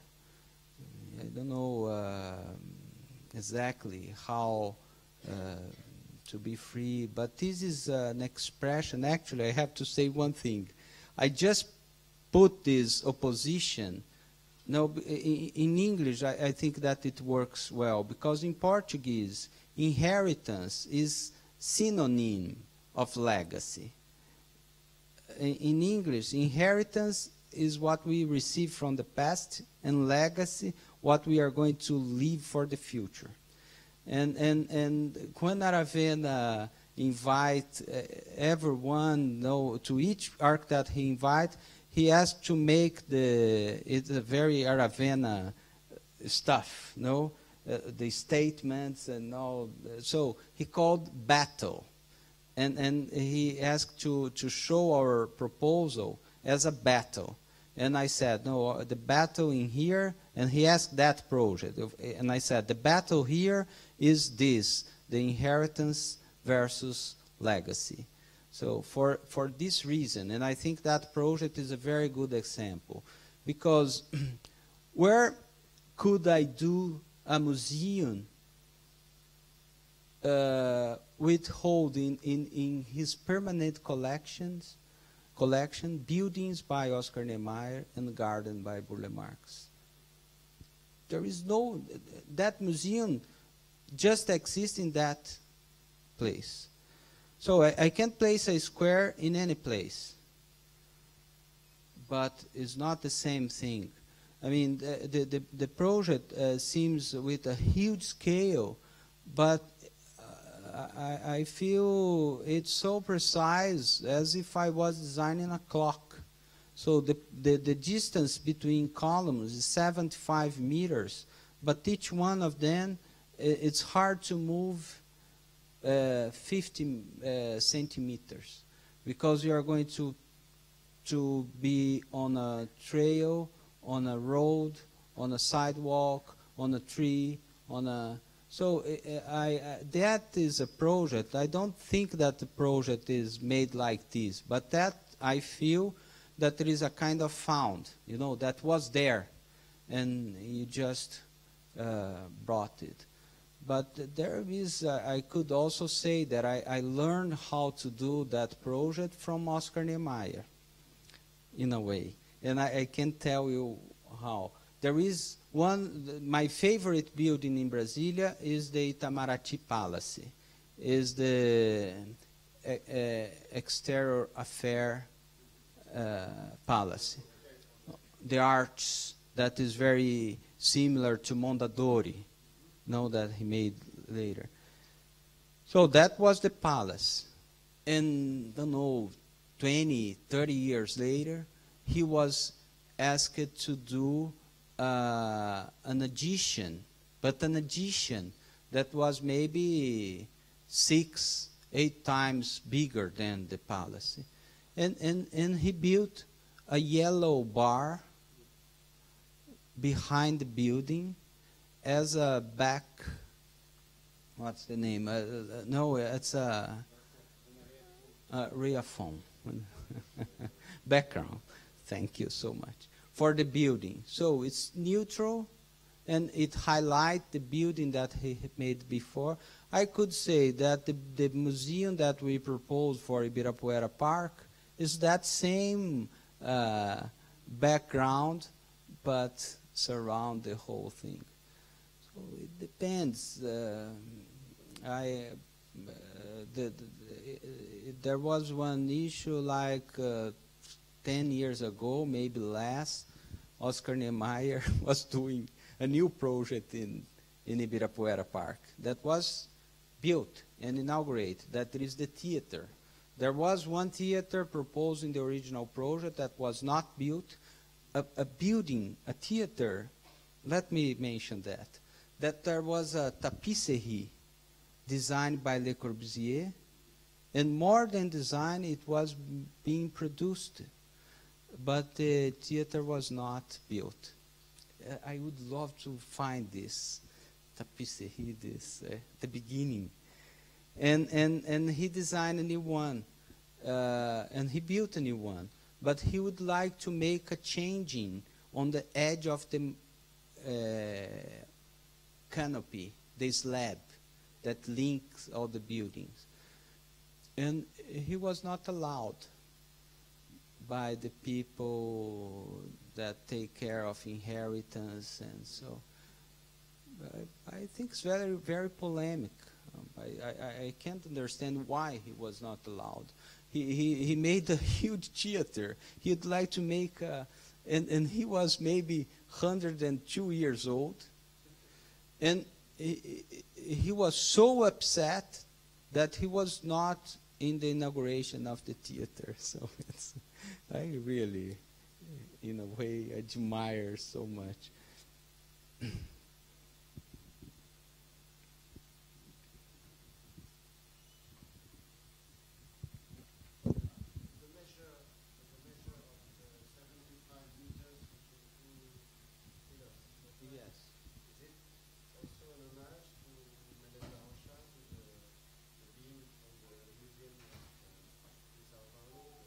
Ah, yes. No. There is 60. But that one is much more, although 60, the height of the beam is 1.8. No, it's not this, no. I'm not that tall. It's this, 1.8. And 60 is, and yeah, but we have 75 and 10 meters high, so it's a very light truss. It's huge as a length, but as a structure is much easier than that. Yeah, but in a way, no, everything we do is a homage of everything that came before, no? And so this is another way to relate it. Past and future. Don't know. Can you tell a little bit more about your relationship with Paul Mendes da Rocha, the way you work with him, and etc.? Well, I had Paulo as a professor at the University of São Paulo, but he, not directly as my professor. And I was there in that time when they were still kept as the lowest, and it was. But he was so for our group of students. No, everyone would like to be a student of Paulo Mendes da Rocha. So I had some colleagues who had Paulo as the thesis advisor, in the final project. And I was always with them, listen to Paulo talking. And so, but I was graduated in 87. And I never had a more close relationship with him. But I was very impacted about his way to think, his way to talk, his building, but at that time, in the 80s, Paulo was the same amazing architect who captivate all the students. I mean, the really outstanding. But he was not the most celebrated architect by the Brazilian magazine, the Brazilian critics, the Brazilian. So the Vila Nova Artigas, Paulo Mendes da Rocha, at that point, while magazine was kind of celebrating a kind of version of postmodern in Brazil, we had no eyes to that kind of speech, discourse. So. But I think that my generation was very positively impacted by then. It's not because a kind of ideology, of course that also, but it was not what came first. We are like a generation. I think that my generation start the architecture school like when if you arrive in if I describe the cultural environment, so everything was destroyed.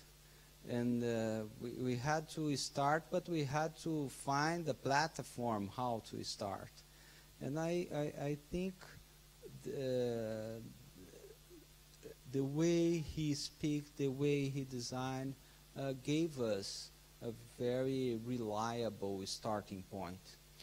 And Paulo was very important first for this, No, it's not myself, but a group of people, and the group of students is what matters, because I think that otherwise it would be like an institution, no? But it is the people talking, trying to find their way to start, that give a kind of like a blow of life to the stuffs, no? But then in 91, 4 years or 3 years after I was graduated, there was the first competition in the national competition in Brazil to build the Brazilian pavilion in Sevilla, at the Expo in Sevilla. And Paulo Mendes da Rocha was the head of the jury, and we won the competition. So it was myself, Álvaro Puntoni, and José Antônio Vilela. And then we had an opportunity to go there to talk to him. It was very special. Brazilian government ended up canceling the construction, who was supposed to cost $7 million and 4,000 of square meters, and the Brazilian government rent 1,000 square meters by $10 million for rent. And after, much later, so, and then I start my own office. When in Sevilla we had already an office.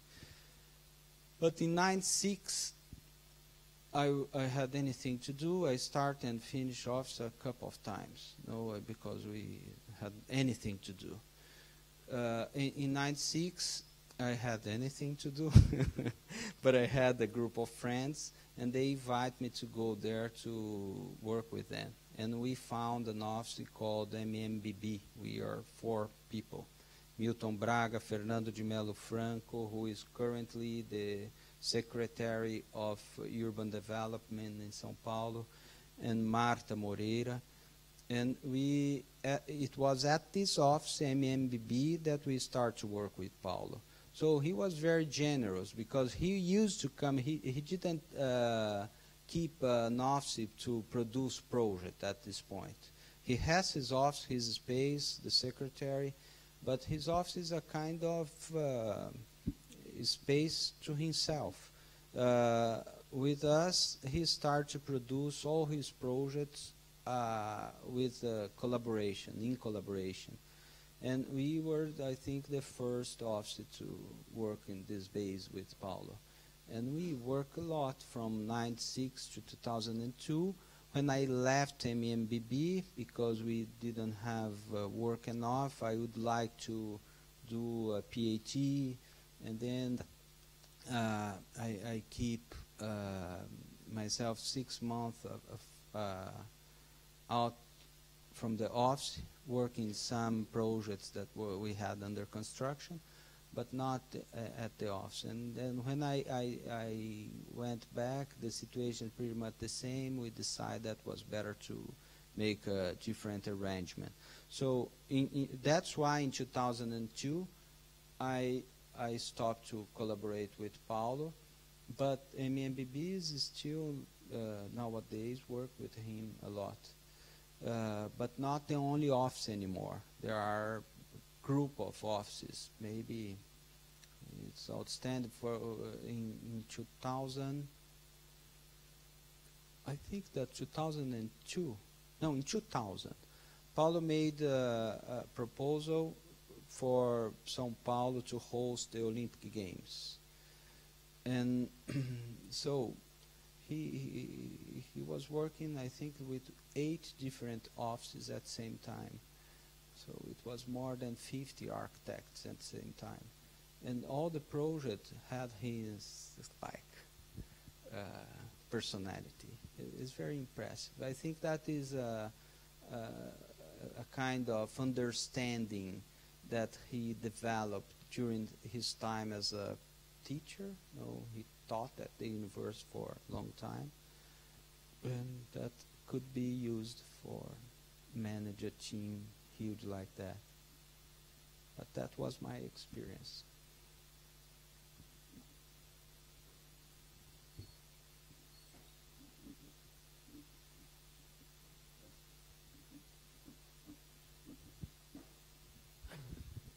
About the architecture from Sao Paulo, what for you?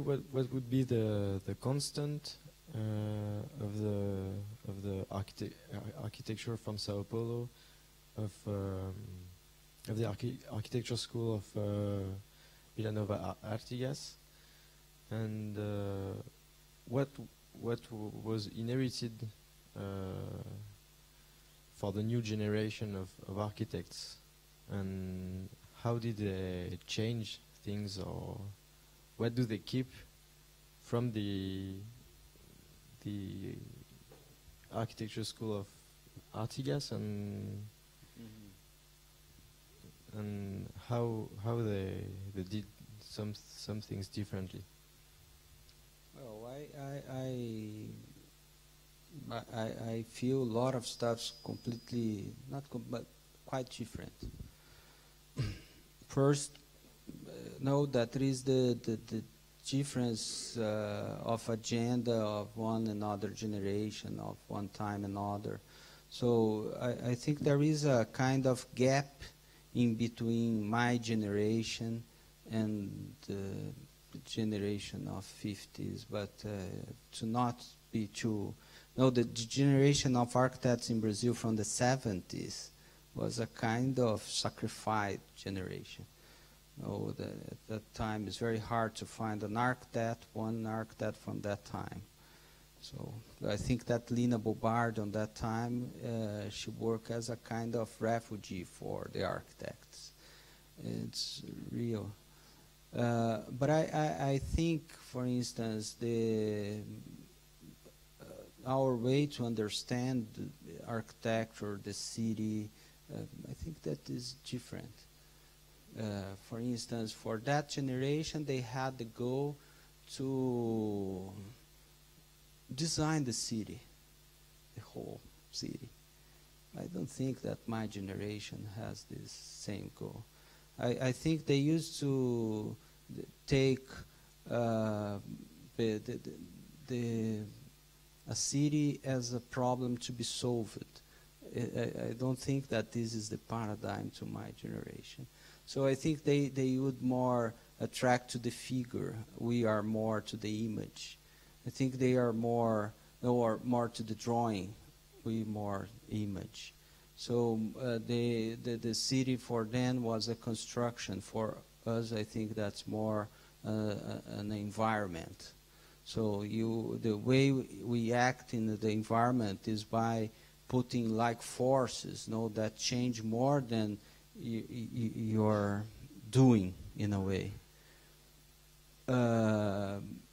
So, and I think this shape a little bit the way we act. The form. I think that in that time it was more close, the idea, for instance, to design a whole city as Brasilia. I don't think this is attractive to my generation. I think that's crazy.